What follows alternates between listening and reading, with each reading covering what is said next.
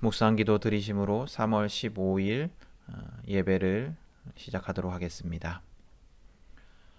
오라 우리가 여호와께 노래하며 우리의 구원의 반석을 향하여 즐거이 외치자. 우리가 감사함으로 그 앞에 나아가며 시를 지어 즐거이 그를 노래하자. 여호와는 크신 하나님이시오 모든 신들보다 크신 왕이시기 때문이로라. 아멘. 우리의 고통과 불안과 두려움 중에도 함께 하시는 하나님, 따뜻한 봄날이 되었지만 우리는 아직 겨울을 지내는 것 같습니다.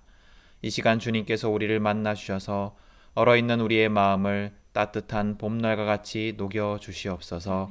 사순절 기간을 지나고 있습니다. 우리를 위한 십자가를 기억하며 예수 그리스도를 묵상하는 삶을 살아가게 하여 주시옵소서. 이 시간 주님께 나아가오니 크신 은혜로 우리를 덧입혀 주소서. 예수님의 이름으로 기원하옵나이다. 아멘. 사도신경으로 우리의 신앙을 고백하도록 하겠습니다. 나는 전능하신 아버지 하나님 천지의 창조주를 믿습니다. 나는 그의 유일하신 아들 우리 주 예수 그리스도를 믿습니다. 그는 성령으로 잉태되어 동정녀 마리아에게서 나시고 본디오 빌라도에게 고난을 받아 십자가에 못 박혀 죽으시고 장사된 지 사흘 만에 죽은 자 가운데서 다시 살아나셨으며 하늘에 오르시어 전능하신 아버지 하나님 우편에 앉아 계시다가 거기로부터 살아있는 자와 죽은 자를 심판으로 오십니다. 나는 성령을 믿으며 거룩한 공교회와 성도의 교제와 죄를 용서받는 것과 몸의 부활과 영생을 믿습니다. 아멘. 찬송가 9장 찬양하도록 하겠습니다. 찬송가 9장입니다.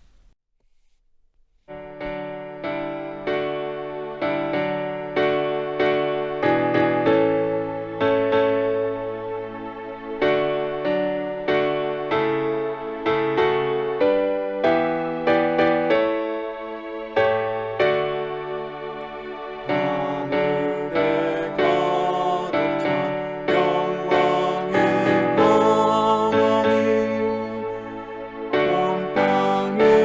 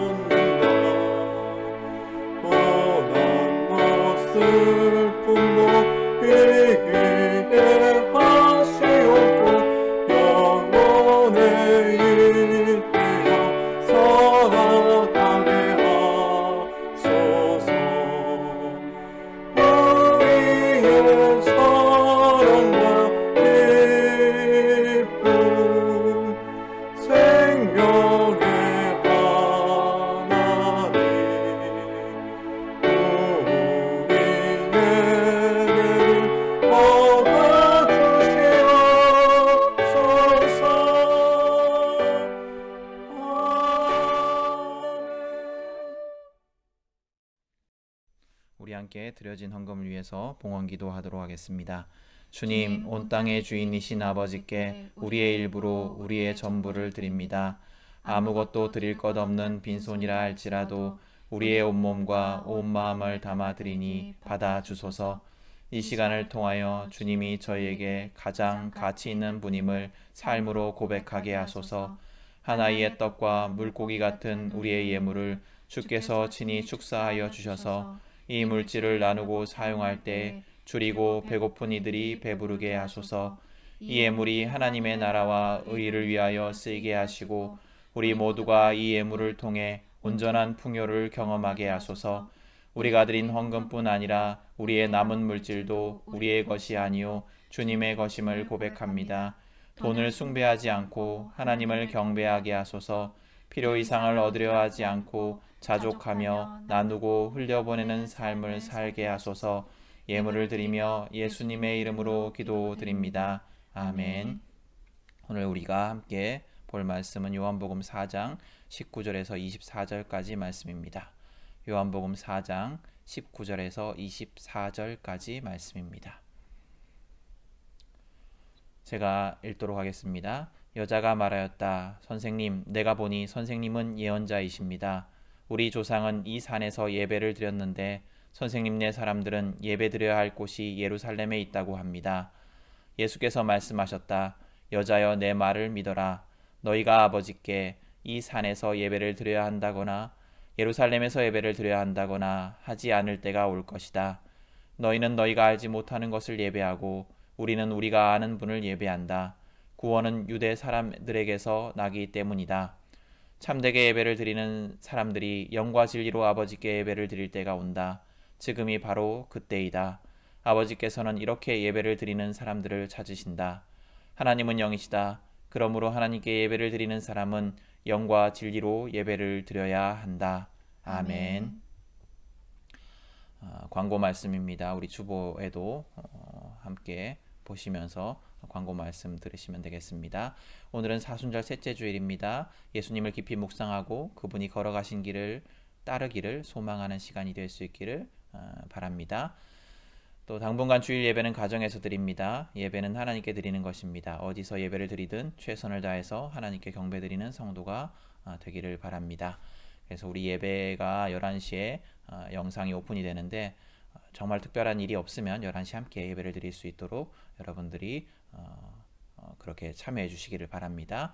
또 문자와 전화로 서로 안부를 전하고 교제할 수 있기를 바랍니다. 그리고 매일 하나님과 교제하는 일에 최선을 다해 주십시오. 매일 10분 말씀 읽고 10분 기도할 수 있기를 원합니다.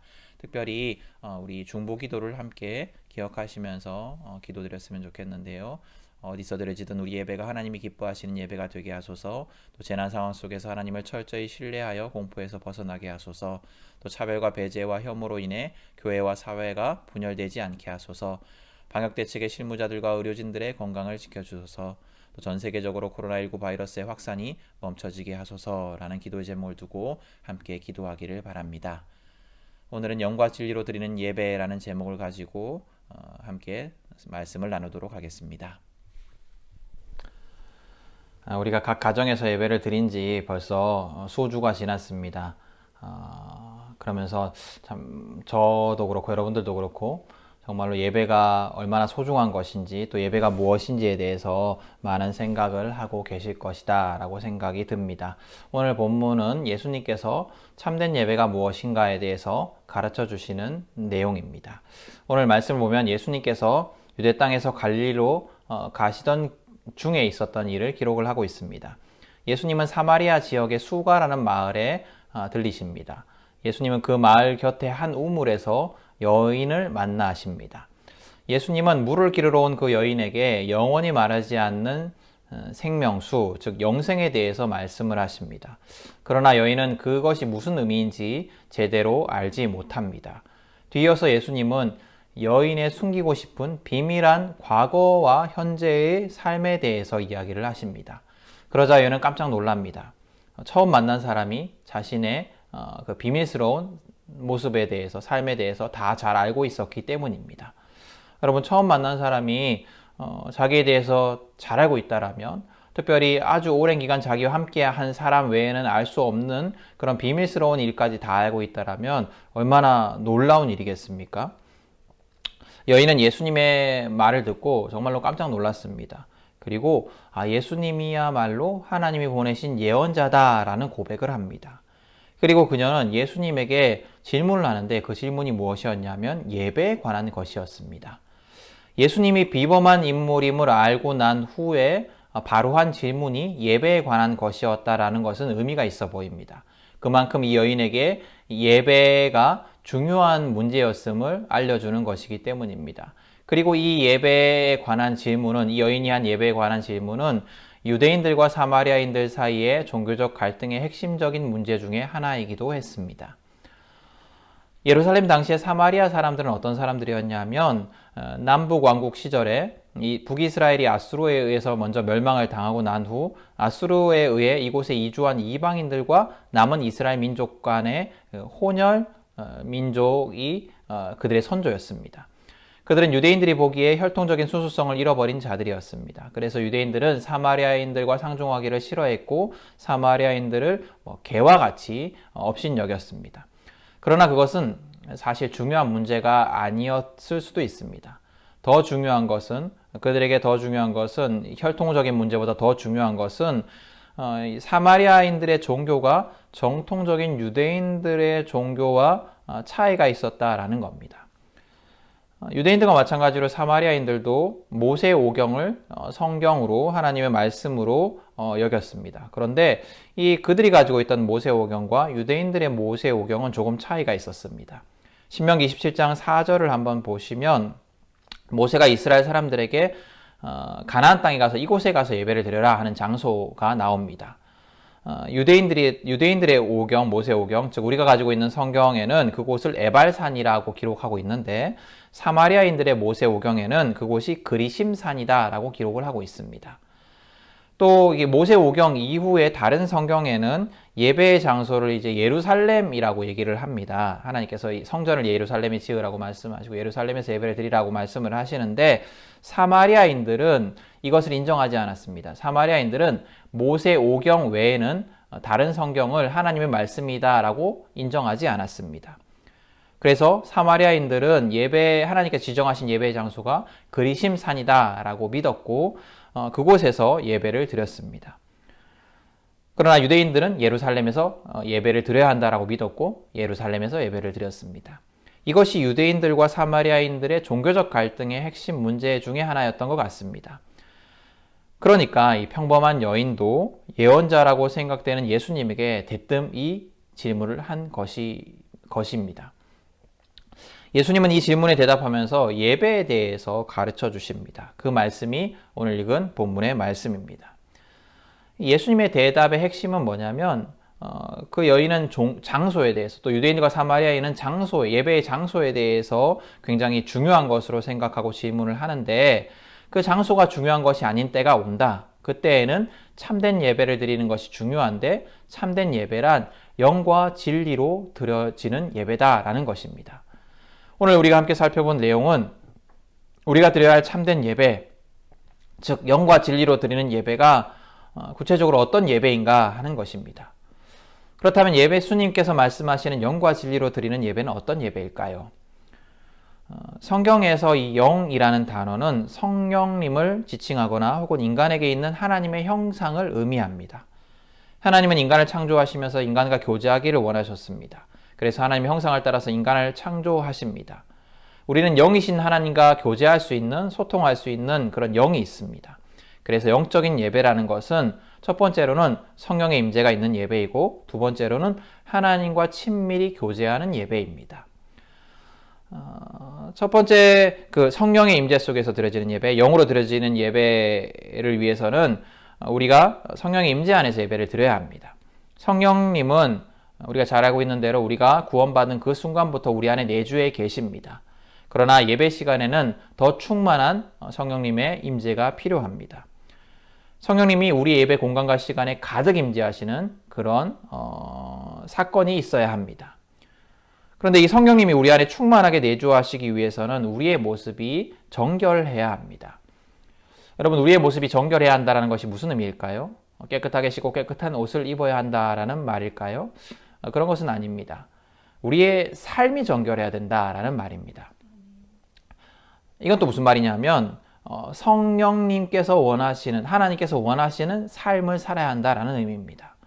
우리가 성령과 상관없는 삶을 살아가면서 예배의 자리에 와서는 성령님이 충만하게 내주하시기를 기대한다라는 것은 어리석은 일입니다.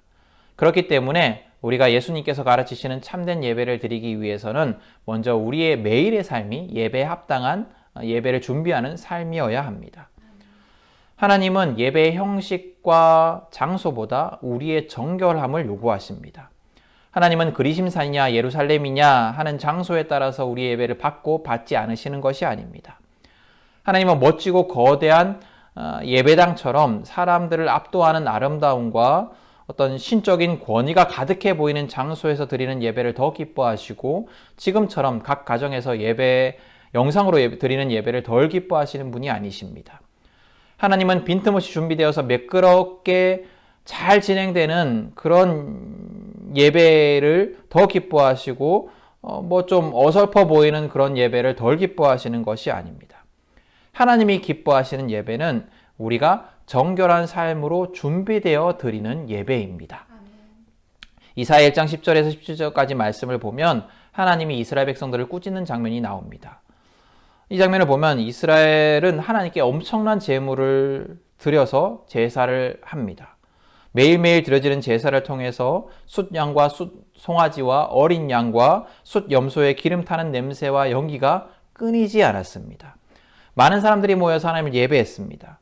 이스라엘 민족은 예배에 열심을 다하는 것 같이 보입니다. 정말로 최선을 다하고 있고 최선을 다해서 헌신하고 있습니다. 그러나 하나님의 평가는 그렇지 않았습니다. 하나님의 평가는 그들이 그렇게 열심히 예배를 드리는 것 같아 보이지만 그것은 성전의 마당만 밟는 것이고 가증한 일이다라는 것이었습니다. 왜 하나님께서는 이 열심히 있어 보이는 그들의 예배를 가증히 여기셨을까요? 그들이 성전에 나와서 정말로 최선을 다하고 또 열심을 다하였지만 그들의 삶이 전혀 하나님과 상관없는, 심지어 하나님과 원수되는 삶이었기 때문이었습니다. 그들은 행악하였고 약한 자들을 착취하였고 선한 일을 행하지 않았습니다. 그들은 하나님이 명령하신 것과 반대되는 삶을 살았습니다. 그러면서 주님 앞에 나와서 온갖 종교적인 열심을 다한 것입니다.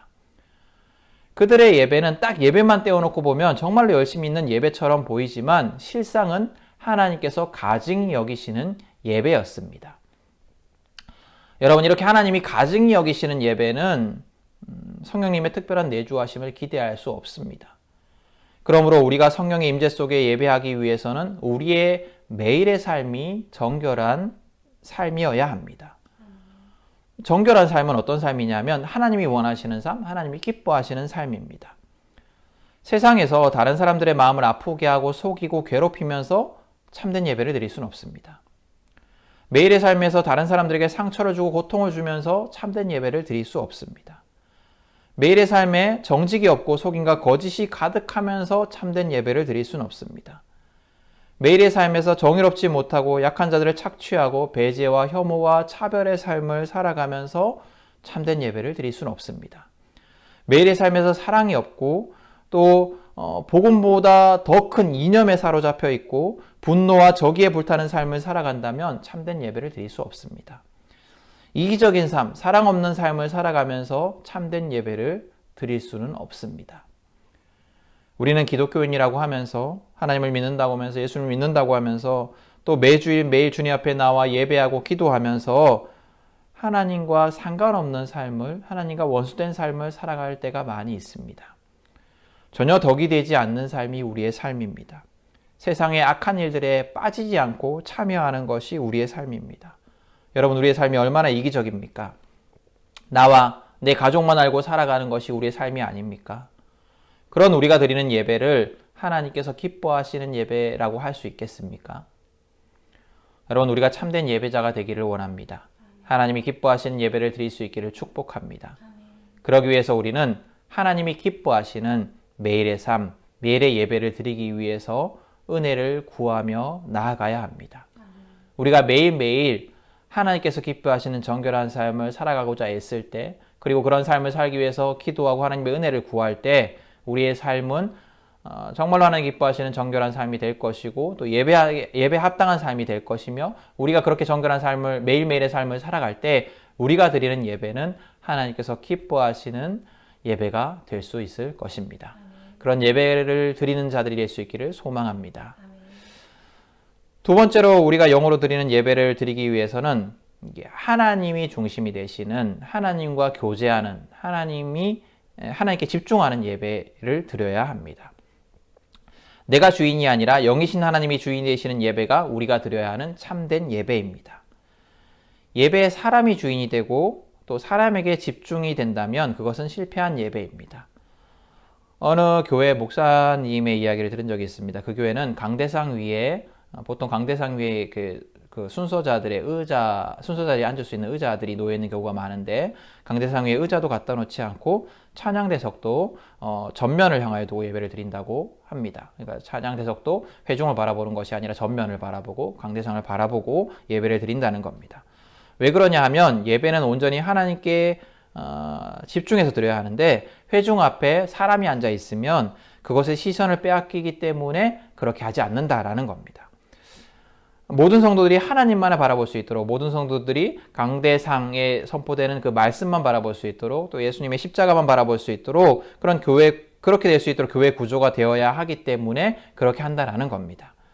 꼭 모든 교회가 이처럼 해야 한다라는 것은 아니지만, 예배의 중요한 것이 무엇인가를 고민하는 교회다라는 생각이 들었습니다. 여러분, 예배의 주인이 사람이 되기가 쉽습니다. 예배의 주인이 목사가 되기가 쉽습니다. 말씀을 전하는 목사에게 집중하여서 하나님이 아니라 목사가 우상이 되고, 목사가 모든 예배의 영광을 가로채기도 합니다. 목사가 강단에서 전하는 것이 하나님의 말씀과 상식에 어긋남에도 불구하고 목사의 말을 하나님의 말로 받기도 합니다. 또 교회의 자랑이 하나님이 아니라 예수님이 아니라 목사가 되기도 합니다. 또 우리 교회는 없지만 찬양대가 주인이 되기도 합니다. 여러분, 예배를 이끌어가고 성도들에게 은혜를 끼치는 것은 사람이 아닙니다. 찬양을 잘한다고 해서 예배의 은혜가 풍성해지는 것이 아닙니다. 여러분, 일반 연주회에 가서 음악을 들어도 감동이 있습니다. TV에 가수가 노래를 부르는 것을 들어도 감동이 있습니다. 그러나 예배를 통해서 경험되어져야 하는 은혜, 예배를 통해서 부어지는 예배는 그런 감동과 전율이 아닙니다. 예배의 은혜는 오직 하나님이 성령님을 통해 우리에게 부어주시는 것입니다. 예배를 인도하고 참여하는 자가 할 일은, 그렇기 때문에 전심을 다해서 하나님을 사랑하는 마음으로 예배 자리에 나가는 것입니다. 하나님께 집중해서 예배 자리에 나가는 것입니다. 내가 회중에게 뭔가를 할 수 있다는 생각을 버려야 합니다. 그저 겸손히 예배의 주인 되시는 하나님이 우리의 어떤 그 예배의 찬양이 됐든 기도가 됐든 인도가 됐든 그런 것들을 통해서 영광 받으시고 우리에게 은혜를 베풀어 주시기를 구해야 합니다. 여러분, 예배를 표현하는 단어 중에 경배라는 단어가 있습니다. 이게 무슨 뜻이냐면 무릎을 꿇어 바닥에 납작 엎드린다라는 겁니다. 오직 하나님께만 우리의 왕이 되심을 고백하며 땅에 완전히 엎드려 하나님의 은혜를 구하며 나아가는 것이 우리의 예배의 모습이어야 합니다. 나는 없어지고 오직 하나님만이 드러나는 예배가 되기 위해서 우리 모두는 더욱더 겸손하게 하나님의 은혜를 구하며 나아가야 합니다. 그러할 때 우리 예배는 영으로 드려지는 예배가 될 것입니다. 이렇게 우리가 영으로 드려지는 예배를 드릴 때, 영으로 예배를 드릴 때 우리의 예배는 생명을 살리는 예배, 회복과 구원이 일어나는 예배가 될 수가 있습니다. 성경이 말하는 영은 생명을 살리는 영, 또 생명을 창조하는 영입니다. 영이신 하나님은 우리에게 영생을 주시는 분이십니다. 그러므로 영으로 드려지는 우리의 예배는 회복과 구원이 일어나는 생명 살리는 예배가 될 수 있습니다. 우리가 성령의 임재 안에서 매일의 삶에서부터 준비되어야 한다. 예배를 준비해야 한다. 매일의 삶에서부터 정결한 삶으로 예배를 준비해야 된다라고 말씀을 드렸습니다. 또 예배 시간에 하나님만이 주인 되시는 예배를 드리기를 소망하고 은혜를 구하며 나아가야 한다. 그래서 하나님과 교통하는 예배를 드려야 한다라고 말씀을 드렸습니다. 우리가 이렇게 예배할 때, 우리가 이렇게 영으로 예배할 때 우리의 예배는 상처받는 자들이 치유되고 죽음의 고통 가운데 거하는 자들이 생명의 기쁨을 누리며 예수님을 알지 못하는 자들이 구원함을 받는 예배가 될 것입니다. 아멘. 여러분, 우리의 예배에 이런 놀라운 역사가 일어나기를 소망하십니까? 아멘. 우리 예배가 정말로 이런 예배가 되기를 간절히 소망합니다. 아멘. 영으로 드려지는 예배를 통해서 우리 예배가 이렇게 생명을 살리는 예배가 될 수 있기를 소망하며 축복합니다. 아멘. 이제 진리로 드려지는 예배에 대해서 한번 살펴보고자 합니다. 우리의 예배는 영으로 드려질 뿐만 아니라 진리로 드려지는 예배가 되어야 합니다. 그러면 진리로 드려지는 예배는 어떤 걸까요? 요한복음에 보면 진리라는 단어는 예수님께 충만한 것이고 예수님으로부터 말미암은 것이다 라고 이야기되어집니다. 즉 진리는 예수님과 아주 밀접한 관련이 있는 것입니다. 특별히 14장 6절에 보면 예수님은 진리 그 자체다 라고 선포하고 있습니다. 즉 오늘 성경이 말하는 진리는 예수님 그분을 가리킵니다. 그러므로 우리가 드려야 하는 예배는, 우리가 드려야 하는 진리로 드려야 하는 예배는 뭐냐면 진리 대신 예수 그리스도를 통해서 드려지는 예배입니다. 예수님을 통해서 드려지는 예배는 예수님이 중보자 되시는 예배입니다. 여러분, 우리는 우리의 능력으로 하나님께 나아갈 수가 없습니다. 우리는 죄인이고 하나님께 원수된 자들이었습니다. 그렇기에 거룩한 하나님께 나아갈 수 있는 방법도 능력도 없습니다. 우리가 하나님을 만날 수 있는, 인간이 하나님을 만날 수 있는 유일한 길은 하나님이 자기를 계시해 주실 때뿐입니다. 그래서 구약 성경에 보면 하나님이 자신을 인간들에게 계시하여 주심으로 인간을 만나 주시는 장면들을 볼 수가 있습니다. 모세나 선지자들의 내용을 보면, 선지자들의 이야기를 보면 그렇습니다. 그러나 예수님께서 이 땅에 오셔서 십자가에서 우리 죄를 대신하여 죽으시고 부활하신 이후에 우리는 이제 예수님을 통해서 하나님께 나아갈 수 있습니다. 하나님은 예수님을 보시고 우리를 더 이상 죄인이 아니라 의인으로 여겨주십니다. 우리가 하나님께 나아갈 수 있는 유일한 길은 그렇기 때문에 예수 그리스도이십니다. 그러므로 하나님께 나아가는 예배는 예배의 중보자 되시는 예수님이 중심이 되어야 합니다. 예수님이 중심이 될 때 우리는 예배 중에 하나님을 만날 수 있고 예배를 통해 하나님께 나아갈 수가 있습니다. 그렇다면 어떻게 해야 우리가 드리는 예배가 예수님이 중심이 되는 진리로 드려지는 예배가 될 수 있을까요? 첫 번째로 우리의 예배가 십자가가 중심이 되는 예배가 되어야 합니다. 이 예배에 예수님의 십자가의 사랑과 또 십자가의 공로와 부활에 대한 그런 소망에 가득 찬 감사와 기도와 찬양이 있어야 합니다.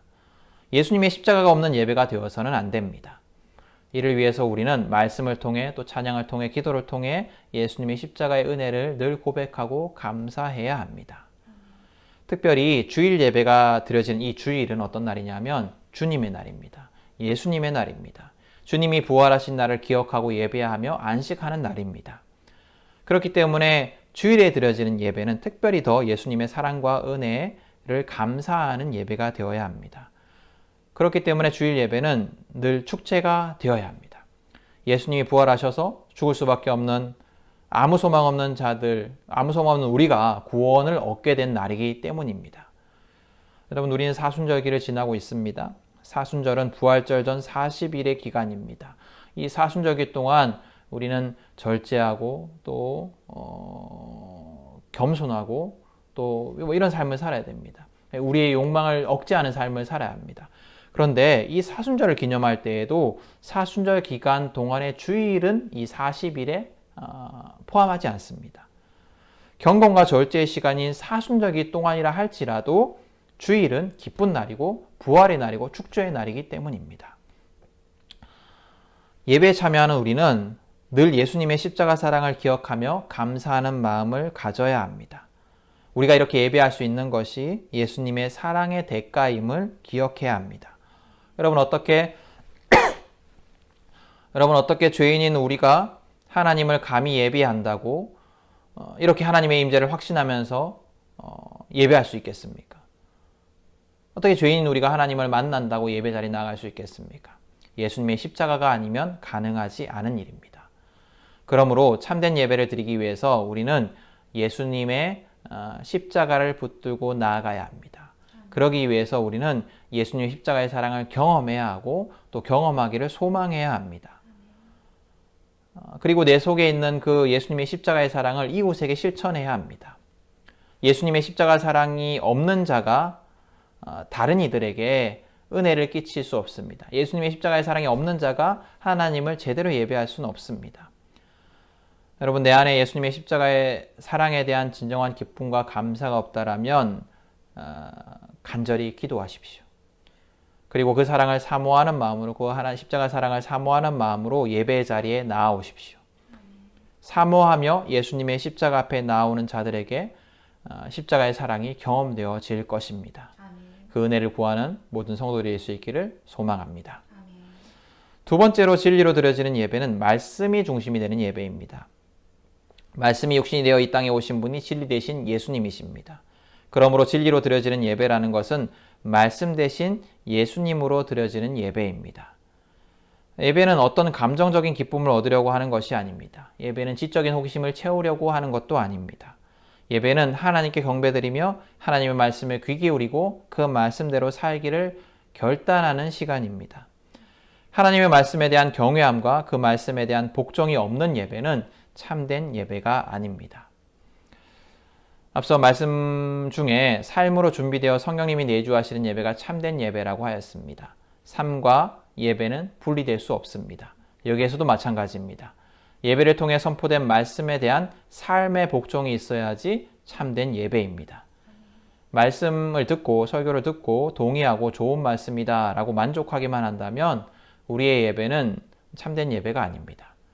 우리 심령 골수를 쪼개는 말씀에 철저히 복종하기를 다짐하고 그 다짐대로 살아가기를 위해서 치열하게 고민하고 애쓰는 삶이 참된 예배입니다.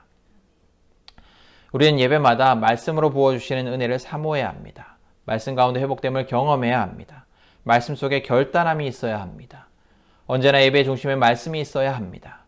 말씀을 통해 하나님의 음성을 듣고 하나님의 은혜를 경험하기를 소망하며 매 예배마다 나오는 자들이 될 수 있기를 축복합니다. 하나님의 말씀의 은혜를 구하는 자들에게 하나님이 말씀 가운데 큰 은혜를 부어 주실 것입니다. 여러분, 우리가 성령님의 인도하심을 따라 우리가 성령님의 인도하심을 항상 경험하는 삶의 거룩이 있기를 원합니다. 정결함이 있기를 원합니다. 하나님이 기뻐하시는 삶의 모습을 살기 위해서 늘 은혜를 구하며 성령님과 동행하기 위해서 늘 기도하는 자들이 될 때 우리의 예배에 성령님께서 특별히 내주하심을 경험할 수 있습니다. 또 하나님께만 집중하는 예배자가 되어야 합니다. 예배 시간에 다른 것들의 마음을 빼앗겨 하나님을 경배하는 일에 소홀히 해서는 안 됩니다. 또 예배의 주인이 사람이 되어서도 안 됩니다. 온전히 하나님만이 중심이 되시고 하나님과 교통하는 예배를 드려야 합니다. 그러기 위해서 예배의 시간을 잘 지키는 것도 중요합니다. 미리 예배 자리에 와서 기도로 예배를 준비하고 마음을 집중할 때 온전히 하나님께 집중하는 예배를 드릴 수가 있습니다. 각 가정에서 예배를 드릴 때는 더욱더 중요합니다.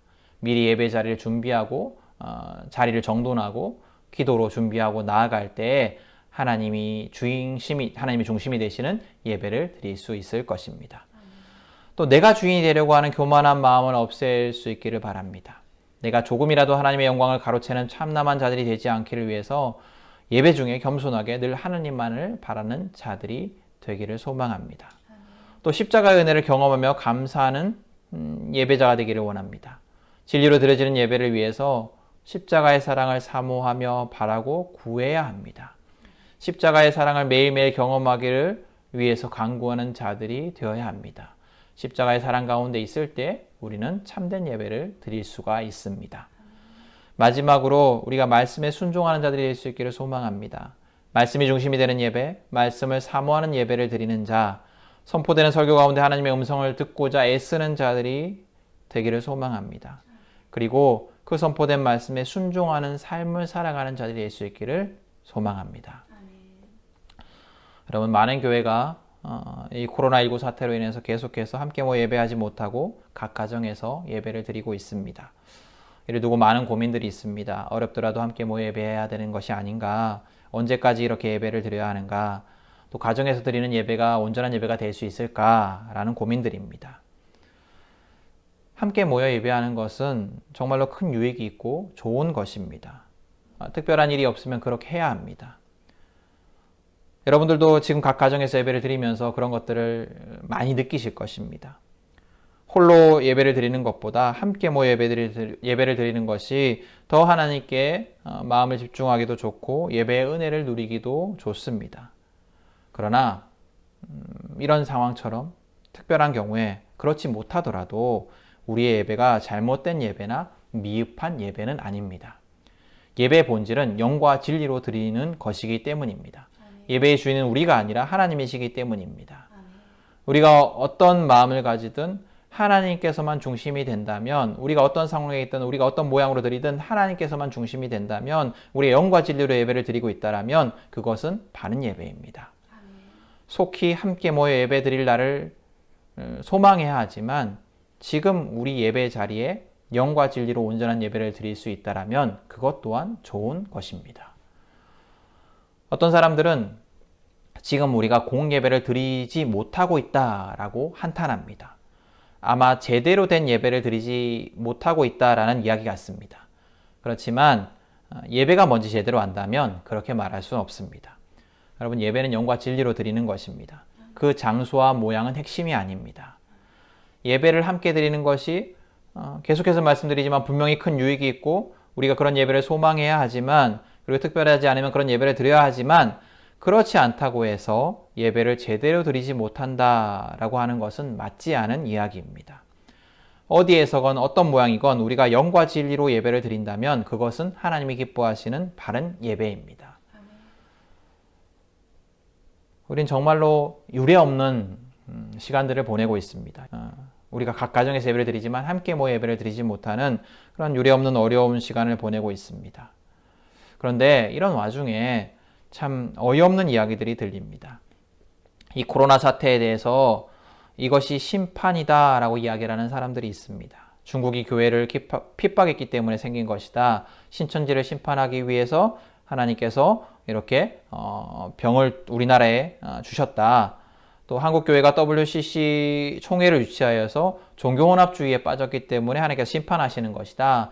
또 동성애 넘어가지 말라는 하나님의 경고다. 이런 이야기를 합니다. 하나하나 답변할 필요도 없는 말도 안 되는 이야기이지만 그것을 따지기 앞서서 여러분, 우리가 예수님이라면 이 상황 속에서 어떻게 하실까를 생각해 보기를 원합니다.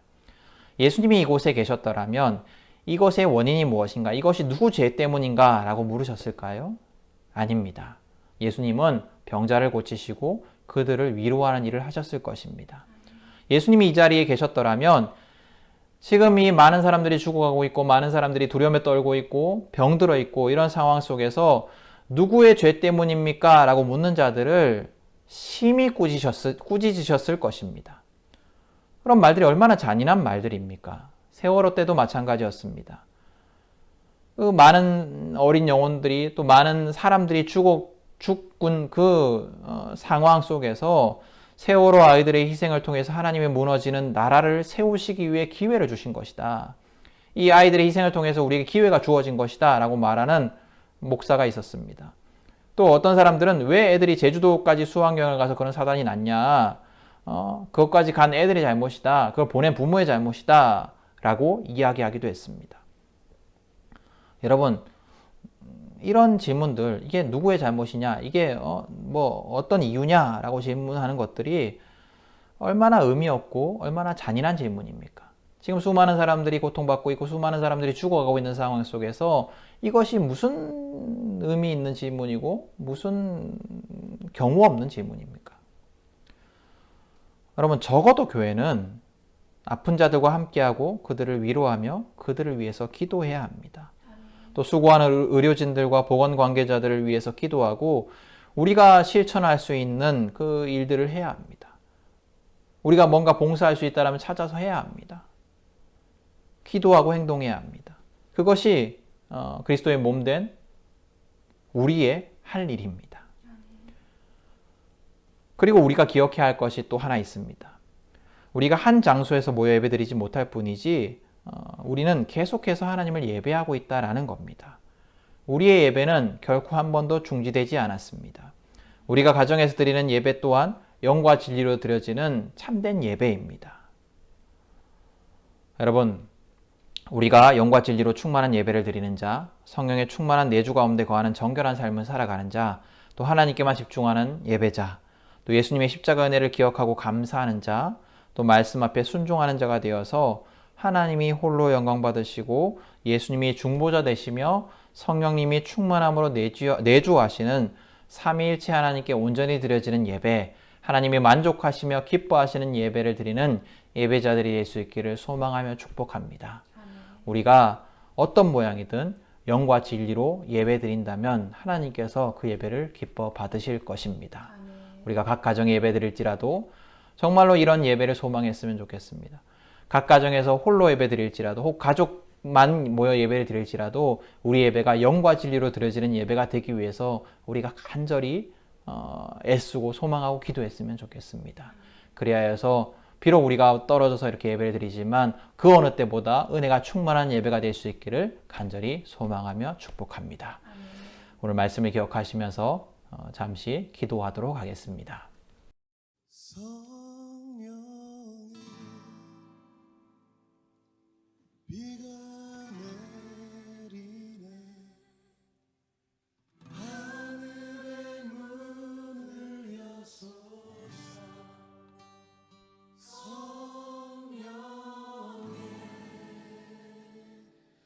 비가 내리네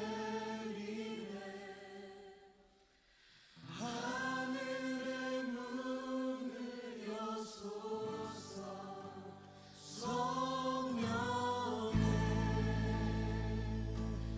비가 내리네 하늘의 문을 여소서 성령의 비가 내리네 하늘의 문을 여소서 성령의 비가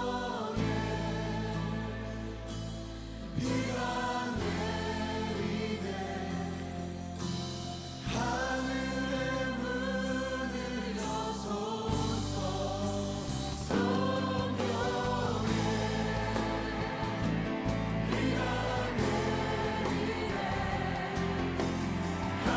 하늘의 문을 여소서 성령의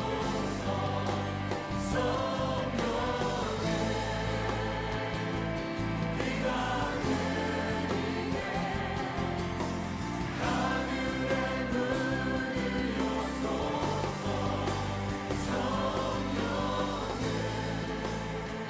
여소서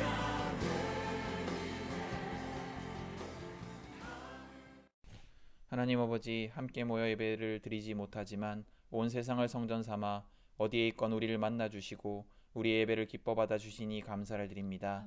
오늘 우리에게 주신 말씀을 붙들고 기도합니다. 주님, 우리가 하나님이 기뻐하시는 예배를 드리는 자가 되게 하소서. 우리의 예배가 삶에서부터 시작되게 하사 우리의 삶이 하나님의 명령을 따르는 공평과 정의의 삶이 되게 하소서. 그리하여 우리 예배가 성령님이 충만히 내주하심으로 하나님께만 온 마음과 정성을 드리는 예배가 되게 하소서. 주님, 우리 예배가 예수님의 십자가 은혜를 기억하고 감사하며 찬양하는 예배가 되게 하시고 말씀 앞에 순종하는 예배가 되게 하여 주시옵소서. 그러므로 우리 예배가 어떤 모습이든 어떤 장소이든 심지어 이렇게 흩어져서 영상으로 함께하며 예배할지라도 하나님이 원하시고 기뻐하시고 영광 받으시는 예배가 되게 하소서. 주님, 코로나19가 조금씩 통제되게 하여 주시니 감사를 드립니다. 그러나 아직 위험은 남아있고 많은 사람들이 걱정하며 살아가고 있습니다. 두려워하는 자에게 평화를 주시고 아픈 자들을 치유하시며 수고하는 자들에게 힘과 능력을 더하여 주시옵소서. 특별히 가난하고 소외된 이웃을 위해 기도합니다. 이들에게 도움의 손길이 전해지게 하시고 우리가 도움의 손길이 되게 하여 주시옵소서. 이제는 우리 주 예수 그리스도의 은혜와 하나님 아버지의 사랑과 성령의 교통하심이 오늘 말씀을 따라 하나님께 진정한 예배, 하나님이 기뻐하신 예배를 드리기를 원하는 우리 모든 성도들 가운데 항상 함께 하옵시기를 간절히 축원하옵나이다. 아멘.